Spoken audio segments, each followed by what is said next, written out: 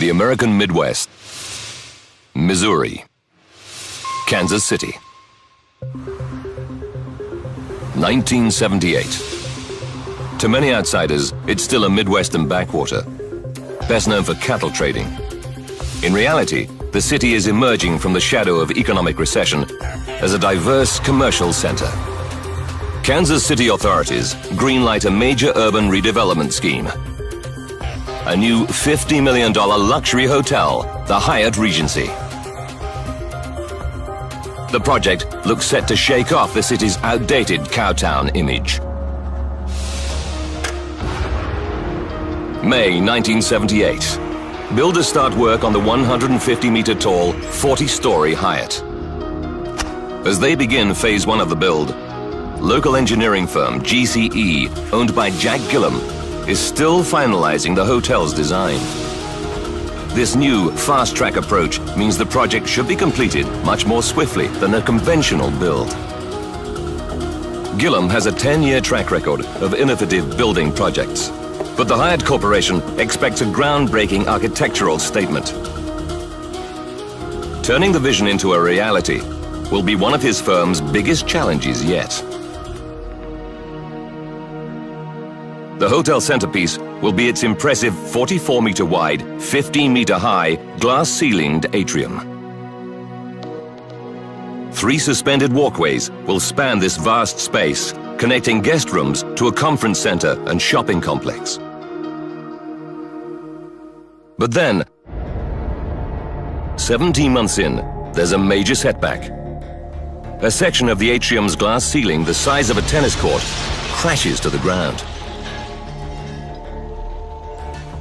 Engineer Jack Gillum analyzes the problem. He discovers that bolts connecting ceiling panels to the steel roof beams were wrongly installed. But he concludes that the accident is a one-off. July 1st, 1980. Despite the setbacks, the Kansas City Hyatt Regency Hotel opens on schedule. It's one of the city's most spectacular buildings, and the atrium's suspended walkways quickly become a major talking point. Your first impression was this large, open, airy space and these skywalks seemingly suspended in air, and people went, wow. Friday, July 17th, 1981. 6 p.m.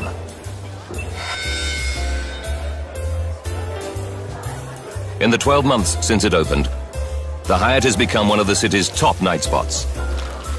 Tonight, 1,500 people crowd into the famous atrium for one of the hotel's most popular regular events, a 1940s-style tea dance competition. As the dancers practice their moves, a TV crew arrives in the lobby. Reporter Michael Mahoney has worked for the local news station KMBC for a year. He's here to film a light-hearted feature item for the evening news.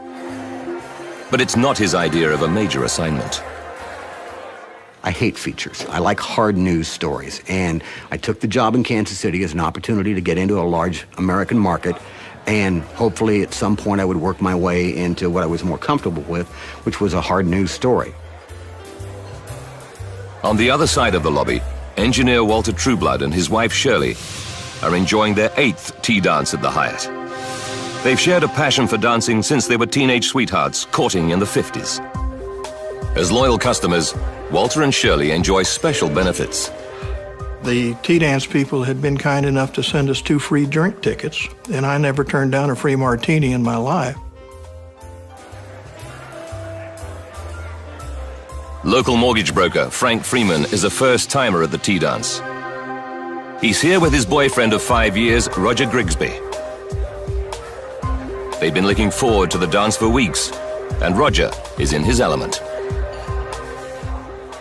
He was an extrovert. There wasn't anybody he didn't know. He could talk to anybody, and you'd think he had known them for life, and he had just met them. Meanwhile, Walter and Shirley Trueblood decide against entering the competition. Instead, they join dozens of other couples crowding onto the first-floor walkway, which offers a bird's-eye view of the dance floor 5 meters below. 7:04 p.m. The band strikes up a popular foxtrot, and the dance competition begins.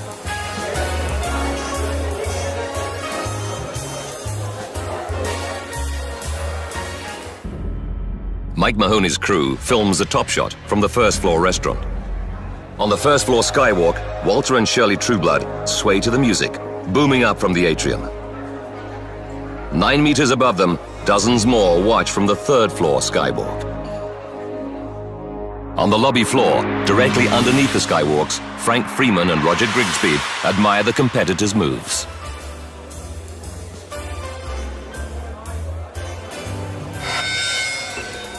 "7:05 p.m. In the restaurant on the first-floor mezzanine, reporter Mike Mahoney's cameraman runs out of power. At that point, Dave was setting up his shot, and I reached over into our camera bag to get some fresh batteries.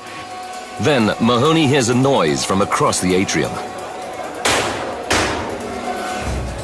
I heard this real sharp metallic pop, pop, and it was a sound that was so foreign to the environment that I immediately looked up. There was a loud pop, and the floor dropped about 6 to 8 inches. I took Shirley's arm and said, I think we ought to step off. We took about 3 steps. Mike Mahoney traces the popping noise to the skywalks opposite him. I was directly on level with the second walkway, and the second walkway began to sag. And it took just a few seconds, but it seemed like forever at the moment. It sort of sagged down, and then all of a sudden, it just dropped. People watch in horror as the first and third floor glass and concrete skywalks plummet into the crowded lobby. The upper level came down, and the whole thing went down as an elevator. You looked at that and went, oh my God.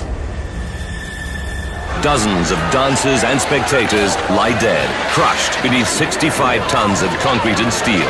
Hundreds more are buried alive. Unless rescuers reach them fast, many more will die. Moments ago, local reporter Mike Mahoney was capturing these carefree images of a tea dance in Kansas City. Now his video camera records these horrific scenes of devastation. It was an awful scene. It was just terrible. There were people that were cut badly. There were people that were mutilated. There were people that had had limbs amputated. And there were people that had been trapped underneath these walkways, either smashed to the ground or sandwiched in between. And so it was a gruesome scene. Stunned survivors make frantic 911 calls. They need ambulances at the Hyatt Regency. Part of the lobby fell in on a whole bunch of people. Do you know how many injuries there are? There must be hundreds. 7:07 p.m. 2 minutes since the collapse. Mortgage lender Frank Freeman is in shock. He and his boyfriend Roger were standing beneath the walkways when they collapsed. Frank has been hit on the back and shoulder by falling debris, but escaped being crushed by the narrowest of margins. When it was all said and done, I was facing the catwalks, and the toes of my shoes were just barely touching the catwalks on the floor. There's no sign of Roger.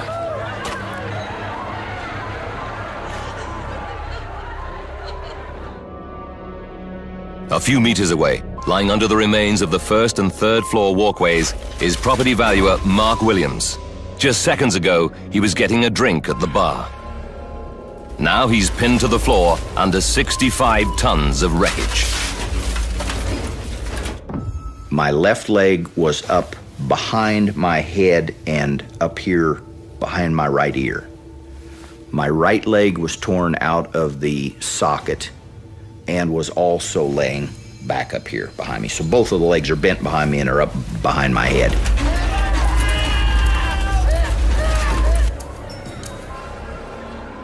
Now engineer Walter Trueblood, who was on the first floor skywalk, regains his senses. There's a crushing weight on his chest. The only thing I could move was my arm enough to pull my tie off, so to give me a little more air. He has no idea where his wife Shirley is, or even if she survived.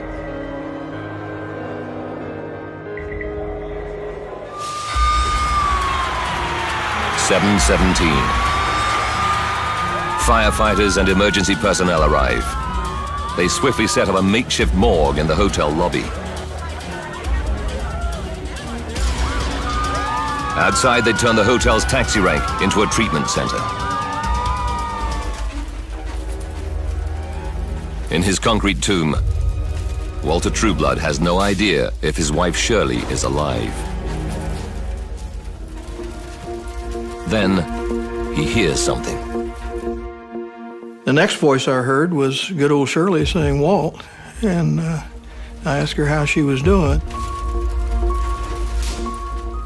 I remember Walter was calling me and wanting to know, if I was all right. And we couldn't touch, but we could talk. Now, broken water pipes, severed by the collapse, pose a new threat to survivors. Water from the hotel's giant tanks is flooding the lobby at a rate of over 1,000 liters per minute. Under the rubble, hundreds of people who survived the collapse now face the prospect of drowning. Mark Williams can feel the water rising. I'm starting to breathe the water into my nose. And I remember thinking to myself, I'm on one of the highest points in the city of Kansas City and I'm going to drown to death. As Mark struggles to keep his head above water, rescuers are helpless to stem the flow.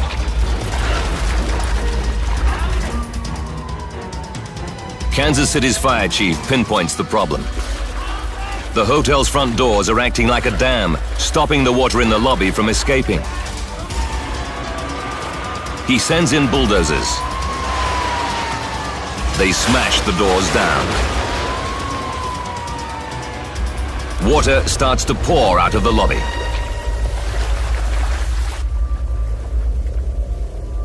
To Mark Williams' huge relief, the water levels start to fall. 9:30. Over 2 hours since the collapse, Walter and Shirley Trueblood finally hear rescue workers nearby and shout for help. The rescue workers attach steel cables to the beam pinning Shirley to the floor and begin to lift it with a crane. They have to go slowly. One slip and the beam could kill her. They had been talking with us, and I told them, I said, I feel like I'm about to faint. Would that be bad? And I remember him saying, "Oh, lady, please hang on." He said, "I'm almost there." At last, rescuers pull Shirley free. Just meters away, another team drags her husband Walter from the rubble, screaming in agony. 10 p.m. Frank Freeman, who was finally persuaded to leave the hotel, is getting treatment at a nearby medical center when a call comes in.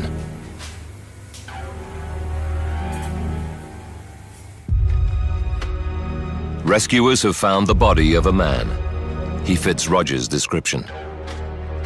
They bring Frank a photo to make sure. And he didn't look.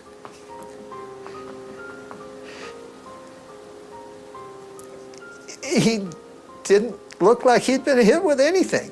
I mean, he had no cuts. There are no bruises. It looks like he was just laying there sleeping. And I said, "What happened?" And he said, "He had a broken neck."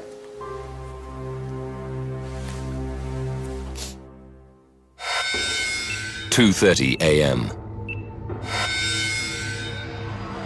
7.5 hours after the collapse. Now rescuers are only finding dead bodies. What they don't realize is that under the rubble, someone is still alive. But property valuer Mark Williams is buried so deep that he can't even hear the workmen above him. I'm getting mad.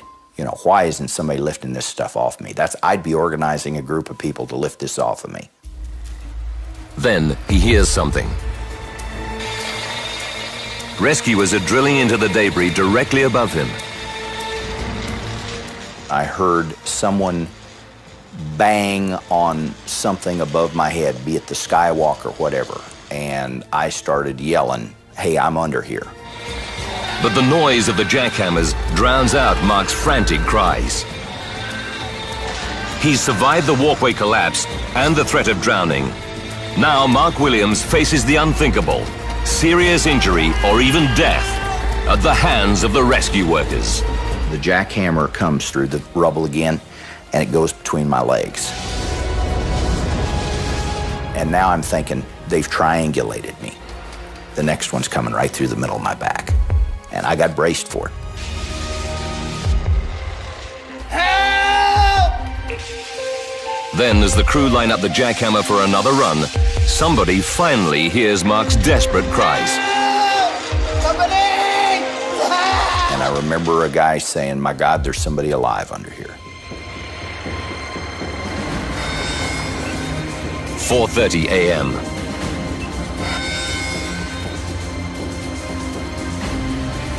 Firefighter Ray Wynn pulls Mark Williams from the pile of debris. Almost 10 hours after the collapse, he's the last person found alive, but he's horribly injured. You could see the soles of his shoes back here, and he sits up, and I'm like, wow, this guy's alive. I was happy as hell to see him.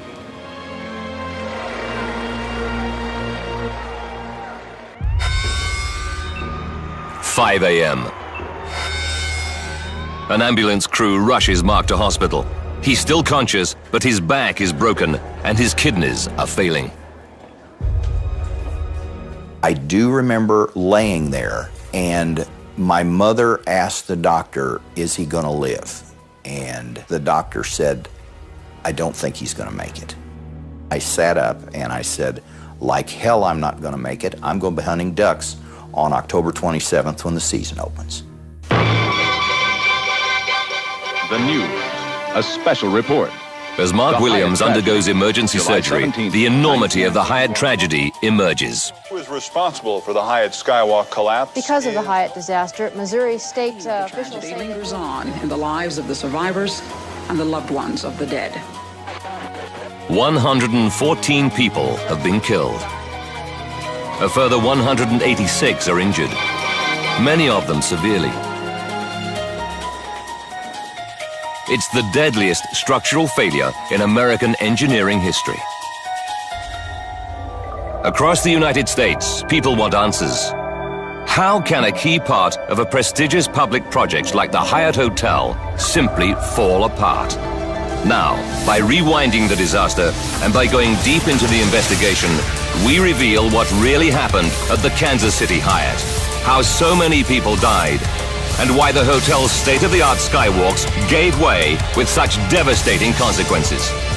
Advanced computer simulation will take us where no camera can go, into the heart of the disaster zone.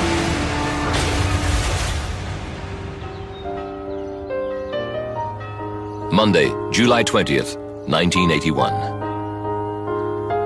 3 days after the disaster, relatives hold the first funerals for the victims.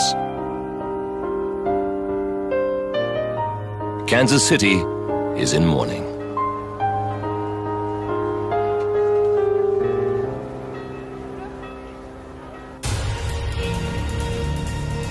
Hyatt, the hotel operator, and the building's owner, the Crown Center Redevelopment Corporation, start their own investigations into the tragedy. But Kansas City's mayor, Richard Berkeley, wants an independent public inquiry. He asks the National Bureau of Standards to step in. The NBS is a highly regarded independent federal body that provides scientific analysis for the U.S. government. But its investigation could take months. Local newspaper The Kansas City Star decides to shortcut the process. The paper wants a local structural engineer, Wayne Lishka, to become its undercover investigator. I was surprised by the phone call and a little apprehensive about taking the job. On one side, I wanted to do it because I wanted to get involved and see what really did happen.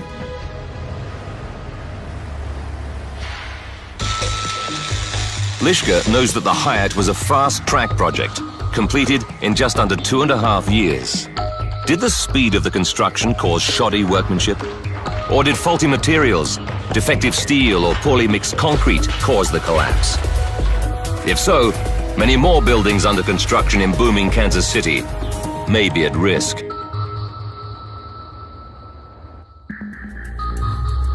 The answers lie in the rubble inside the Hyatt's atrium. 3 days after the collapse, the building's owners decide to let the press inside the ruined atrium. But the reporters, among them undercover sleuth Wayne Lischke, soon find there's a catch. The journalists are only allowed to view the wreckage from 30 meters away. But the Kansas City Star guessed that Lischke might be kept at arm's length and hatched an ingenious plot. Lischke is armed with a secret weapon, a photographer with a telephoto lens.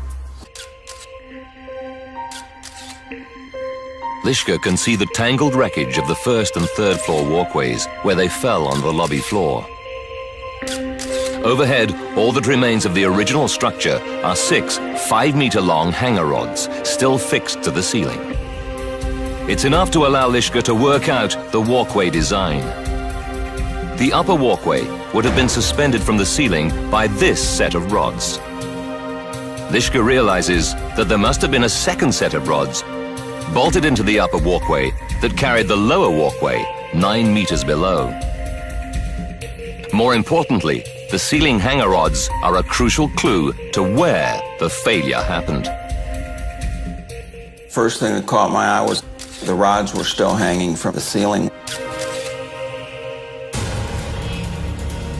Since the rods are intact, Lischke believes that the structure must have failed at the point where the upper walkway was connected to the hanger rods. Did a faulty fixing at this critical connection point fail? To find out, he would need to examine the wreckage more closely, something the builder's owners will not allow.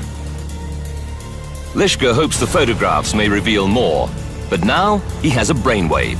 City Hall must hold a set of the Hyatt blueprints. They'll detail the fixings used and may hold some clue to their apparent failure. But City Hall tells Lischke he can't see the blueprints. Librarians are in the process of cataloging them. His undercover investigation for the Kansas City Star hits a brick wall.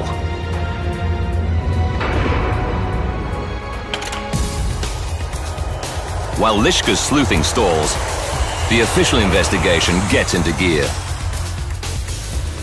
A team of 4 scientists from the National Bureau of Standards flies into Kansas City. Among them is lead investigator Edward Frang. His first priority, to examine the Hyatt's collapsed walkways. But when he arrives at the Hyatt, Frang and his MBS team are shocked and baffled by what they find.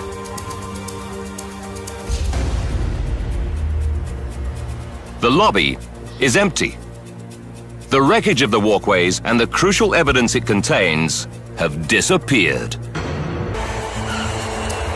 Scientists flown in from the National Bureau of Standards, or NBS, to investigate the Hyatt Regency Skywalk collapse have hit a problem. The walkway wreckage has gone. The building's owners have taken it away for private analysis.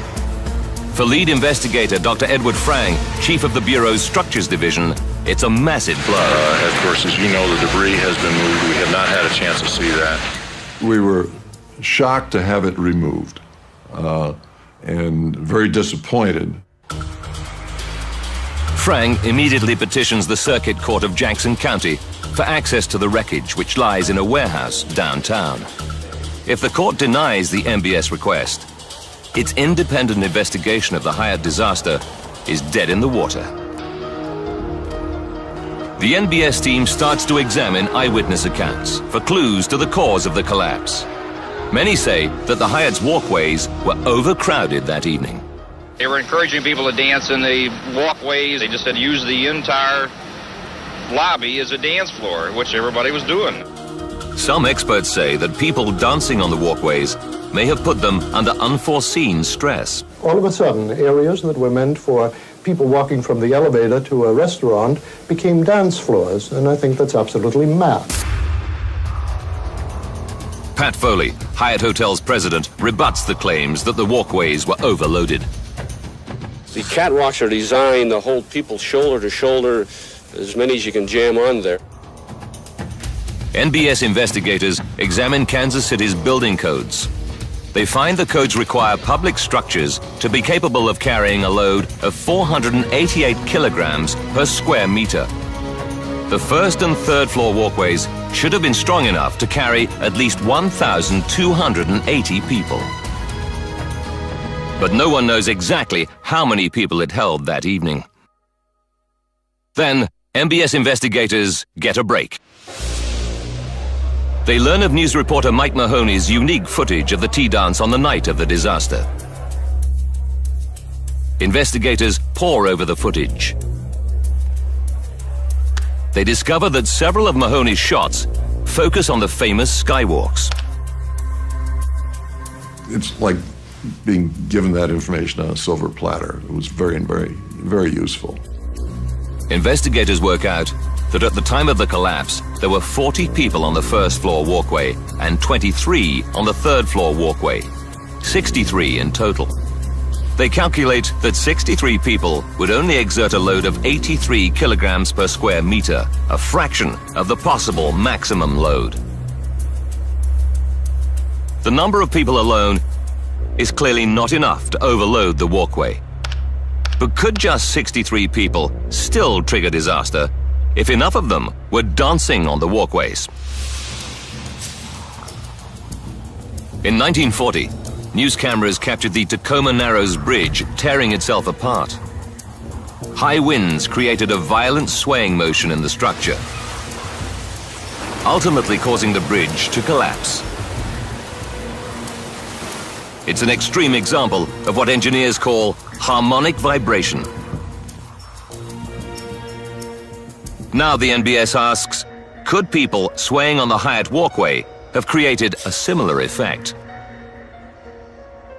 Experts know that all structures, however solid, vibrate imperceptibly at their own individual frequency.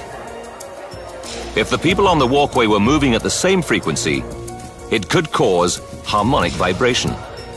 That would set up a wave motion in the walkway that could deform the structure and ultimately cause it to fail. To determine if harmonic vibration did cause the collapse, the NBS team needs to establish the natural frequency of the walkways and the treading frequency of people they carried, the tempo at which they were dancing or swaying to the music. Investigators learned that the band was playing a popular foxtrot at the time of the collapse. When they analyze the tune, they discover it has a treading frequency of 1.1 hertz, or beats, per second. They compare it to the natural frequency of the surviving, identical second-floor walkway. They discover that its natural frequency is 7.1 hertz, more than 6 times faster. Since the two frequencies are different, harmonic vibration cannot be a factor in the disaster. It's a dead end. The NBS investigation stalls. Meanwhile, engineer Wayne Lishka's unofficial investigation for the Kansas City Star gets a shot in the arm. The Hyatt building plans are now back at City Hall after cataloging. He hopes they might hold some clue to the walkway's collapse. But what he finds in City Hall comes as a bombshell. I was shocked at that point in time. It literally only took seconds to realize that what was on the plans and what was built in the field were not the same thing. The design plans filed by Jack Gillam's engineering firm, GCE, show the first and third floor walkways hanging from the ceiling by a series of 14-meter-long hanger rods. But Lischka knows from his visit to the Hyatt that this is not how the walkways were actually built. The rods still hanging from the ceiling were simply not long enough to reach the lower walkway. A second set of rods bolted into the upper walkway must have carried its twin below. He's already deduced that the structure failed at the point where the upper walkway was connected to the ceiling rods. Now, he's beginning to understand why. According to the plans, this critical connection point was only meant to bear the weight of the upper walkway. In the built structure, it carries the weight of the lower walkway as well, twice its intended load. Lischka needs to know, did engineer Jack Gillam change the connection point design to take account of this extra load? Hours later, the newly developed photographs of the walkway wreckage give him his answer. They clearly show that several of the upper walkway connection points have dramatically failed. 3 crossbeams form the walkway's basic structure. At the connection point, the hanger rods pass through the end of each beam or channel and are secured by a nut underneath. It's starkly obvious to Lischka why this connection point design was not up to the task. These are basically 2 8-inch channels similar to the ones that were used in the Skywalk. Normally, if you wanted to make a walkway out of 2 channels, what they would have done is turned them back to back and taken the rod and put it in between. On the Hyatt, what they did is they took 2 channels and they turned them toe to toe, and then they welded them to form a box beam. Welding the 2 pieces together makes it very weak right through here. Welded box beams were adequate to provide the walkway's basic framework. But using them to form the connection point poses a serious problem. Here, they must bear the entire load of both walkways. But the nature of their structure transfers these huge forces to the beam's weakest and thinnest points, its walls. Lischka believes the connection point design was a recipe for disaster. Putting 2 channels toe to toe is a ludicrous way to do it. It was then and is now. Lischka publishes his findings in the Kansas City Star. If he's right, then the collapse was not caused by faulty materials, but by bad design. But without access to the walkways themselves, it remains no more than an intriguing theory. Then, 12 days after the collapse, the Circuit Court of Jackson County issues a crucial judgment. It grants the NBS investigation team access to the remains of the walkways locked up in a Kansas City warehouse.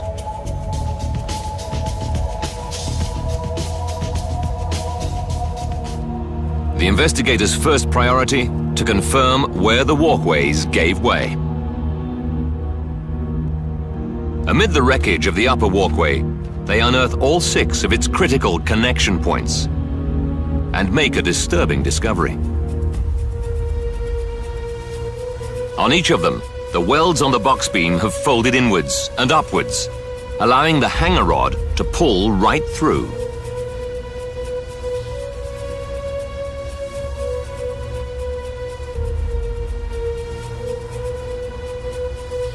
One box beam, named 9UE, shows signs of longer-term damage than the others, suggesting it gave way first. It looks as though Lischka was right.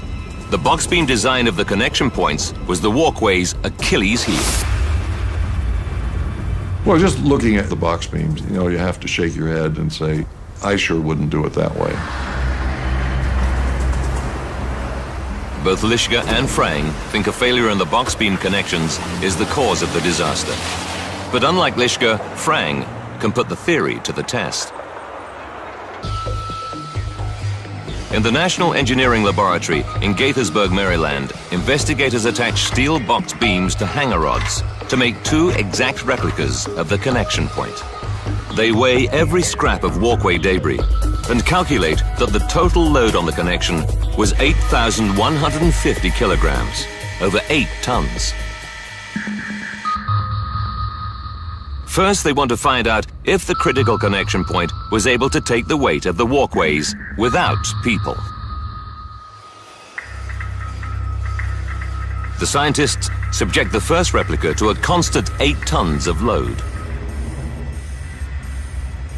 4 seconds in, there's no change.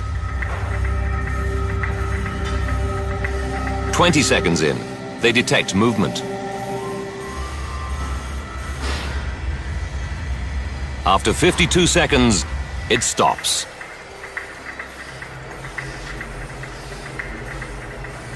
Under the weight of walkways alone, the walls of the beam start to bow. But the connection does not give way. But investigators know that there were 63 people on the walkways when they fell. They estimate that this would add an extra ton, bringing the total load to just over 9 tons. They repeat the experiment with a second identical connection. This time, they'll gradually add the extra weight to observe exactly what happens to the connection points. At 8,070 kilograms, the side walls distort further and the base starts to give way. At 8,160 kilograms, the weld gives way with a crack. Then, at 8,255 kilograms, it fails completely. The base of the connection, the point bearing the greatest stress, simply folds like cardboard. The bolt attaching the walkway to its hanger rod rips clean through. Under a steady, mechanically exerted force, the connection actually gives way some 815 kilograms short of the estimated load. The NBS conclusion is clear-cut and deeply shocking. The third-floor walkway connections were nowhere near strong enough to carry the weight of 2 walkways and people. In fact, they were so weak, they had just 1/3 of the load capacity required by Kansas City building codes. From the day that they were put up, they were a disaster waiting to happen. The investigation takes 10 months. It reveals in chilling detail exactly what caused 2 walkways to tear loose from their supports high above a crowded dance floor, leaving 114 Friday night revelers seconds from disaster. 7 p.m., 5 minutes to disaster. The Hyatt's Friday night tea dance buzzes with 1,500 partygoers. Dozens of people flock onto the third-floor walkway to escape the throng. But beneath their feet, the walkway's 6 connection points struggle to carry the 9-ton load. At the walkway's eastern end, the connection point at the end of box beam 9UE has been gradually deforming for 16 months. Beneath the walkways, people are totally unaware of the danger overhead. 7:04 p.m., 1 minute to disaster. Shirley and Walter Trueblood join the crowd on the first-floor walkway. Seconds later, the base of box beam 9UE buckles. As its welds snap, people hear the popping from up to 30 meters away. As the base of the beam folds, the hanger rod rips free. As the restraining nut smashes into the top of the beam above with a sharp crack, the walkways jolt down sharply. 2 seconds later, disaster strikes. Box beam 9UE fails. The 5 remaining connections on the third floor instantaneously unzip. The third floor walkway plummets down at over 15 meters per second. 65 tons of concrete and steel crashes to the lobby floor in just 1.6 seconds.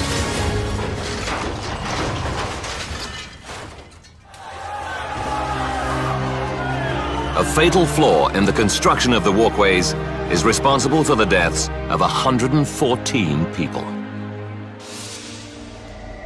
The job of the MBS team was solely to explain the technical reasons for the collapse. But the victims of the tragedy still want answers to the wider questions. How could a public structure be built without anyone realizing it was not up to the job? And who was to blame for the walkway's fatal flaw? The full story would emerge in a series of sensational court cases that took place in the wake of the disaster. What they revealed would shock America and transform the way buildings are built and designed in the US forever. Official investigators have revealed that the Kansas City Hyatt Skywalks collapsed because the way they were connected to hanging rods was fatally flawed. The critical connection points had just 1/3 of the load capacity required. The spotlight now falls on Jack Gillum, head of engineering firm GCE, which designed the Hyatt. In the wake of the collapse, the American Society of Civil Engineers, or ASCE, and the Missouri State Board investigate Gillum's role. It emerges that it was the Hyatt architects who requested box beams for the walkways. Their motives were aesthetic. Box beams are the easiest type of beam to conceal with plasterboard. But as chief engineer, it was Gillum's job to ensure that all aspects of the walkway were structurally sound. So what went wrong? Jack Gillum tells investigators that 1 year into the Hyatt build, his firm, GCE, sent drawings of the walkway and its connection points to the fabricator, Haven Steel. Haven Steel says that the single hanger rod design is too hard to build and proposes 2 sets of rods instead. 1 month later, GCE gives the new walkway design its stamp of approval. Investigators are mystified. Gillum's concept for the connection point is flawed from the start, and the new design doubles the load it will carry. But at no stage does GCE attempt to rectify the problem. Why wasn't the mistake spotted? Now Gillum makes a staggering admission. Nobody at GCE ran any calculations on the strength of the walkway connections. He maintains that it's custom and practice in Missouri for the fabricator to do the calculations, while Haven Steel insists that it's the engineer's job to check the design. And investigators discover that Gillum had another opportunity to avert catastrophe. When part of the atrium ceiling collapsed during the build, Gillum's firm did check connections in the atrium, but nobody checked the walkway connections. If they had, it's almost certain the problem would have come to light.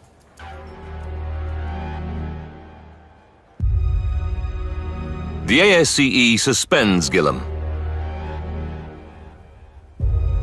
After 5 years of litigation, the Missouri State Board holds GCE responsible for the collapse and revokes Gillum's license to practice in the state of Missouri.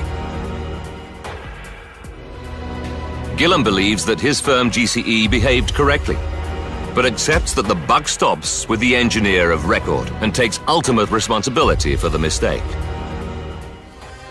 The Kansas City Star won a Pulitzer Prize for Wayne Lishka's reports on the Hyatt Skywalk collapse. Lishka still works as an engineer in Kansas City. Mark Williams spent 2 months in intensive care and endured many months more of painful rehabilitation. But on the opening day of the duck hunting season, I made it. My physical therapist carried me on his back through the marsh, got me to the duck blind opening day.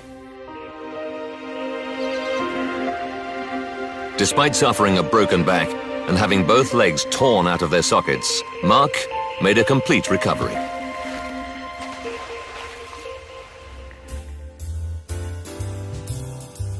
Walter and Shirley Trueblood also recovered from their serious injuries. They're still keen dancers. the Hyatt Skywalk's disaster transformed engineering safety in the United States. In the wake of the tragedy, Kansas City completely overhauled its building regulations, requiring that all load-bearing calculations be checked by a city-appointed engineer. And the American Society of Civil Engineers rewrote its rules to send a clear message to structural engineers. You are responsible for the plans that carry your stamp. Today, the Kansas City Hyatt has been transformed. It no longer has suspended walkways.